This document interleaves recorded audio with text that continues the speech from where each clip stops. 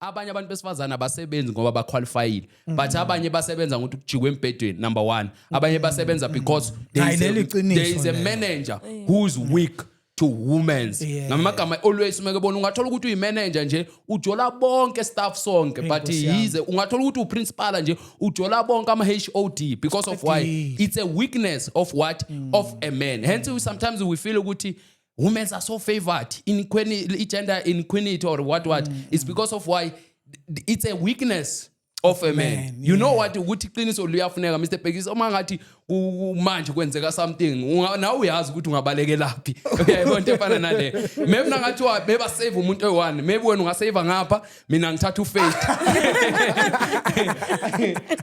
umangala ukuthi awusadonsi mina Mr. Bhekisi ngoba ngikwazi kudala but usho ukuthi ngingakuyeka ngiyatshela kuwe kuphi ungizwa ngangilanda kathi ngenwe yini ungathemba umuntu wesilisa uma kefika endlini ungabona eqine emsebenzini uzuthi inkunzi mala ngiboss le uma kafika endlini bathi baba umuze ekhonje ukudla ngenyawo kuthiwa kulapha ya ku microwave lo bekasigwajisa lapha phakathi la sizwe ngaye iCEO that time or iboss or isupervisor ungabona esidivile emsebenzini and you feel like this is a powerful man abangena staff sivele sisqueeze phansi sibheke phansi komphethe kanti guess what uma kafika endlini there is a weakness at home there is a big weakness. So mina ngeperspective yami like bengifila sengathi abafazi babantu weak because I feel like from the beginning lesikhathi inyonga manipulate I feel like the reason why manipulate Eve was because of abafazi they are more vulnerable than amadoda. Hey, Adam he was a strong man.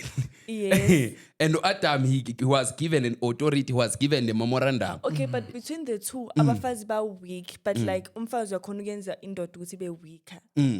So which means what we are saying is that a woman it's a weakness. Yendoda. So umfazana as umuntu weak vele. Uyathatheka. Yeah. Abafazi ama pyramid. Let's say maybe to make it much easier is that we are trying to say a woman actually it's a disadvantage of a man. Oh yeah. Yeah, like so you might not get me straight but find a beautiful woman closer to me and say 1 2 3 1 2 3 ungangizwa ngithi yes kodwa kuwe ngiqale ngathi yazi 1 2 3 1 2 3 1 2 3 is because of what a woman is a disadvantage of a man. Hence is an encouragement kubantu abaningi ukuthi even now I'm being encouraged. I don't know recently every church where I go they are always saying ukuthi angithi ngathi ngithenga imoto mina ngathi my first wife sebangitshela manje ukuthi kufanele ngishade manje ngithi hayi manje sekunzima manje sekuyakhuphukela kuthiwa kufanele ngishade is because of why they know ukuthi a weakness of influencer is a woman's.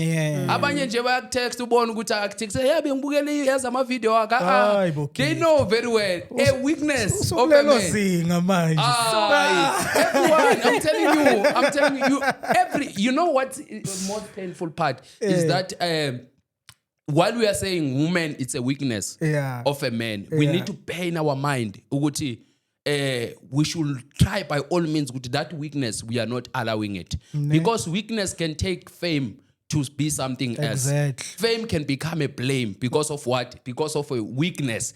Samson, he was famous in Israel. He was famous in the Philistine. But one woman who was the lion. Owabuza wambamba kancane wathi uzithanga liba soft. Bese wathi apha amandla akho. Wathi ala phezulu kwekhanda. Wafika wakhathi inwele. Because of why Samson who was powerful, Samson he was famous. The fame yayikuye. But because of why a weakness that he allowed ngaleso sikhathi leso.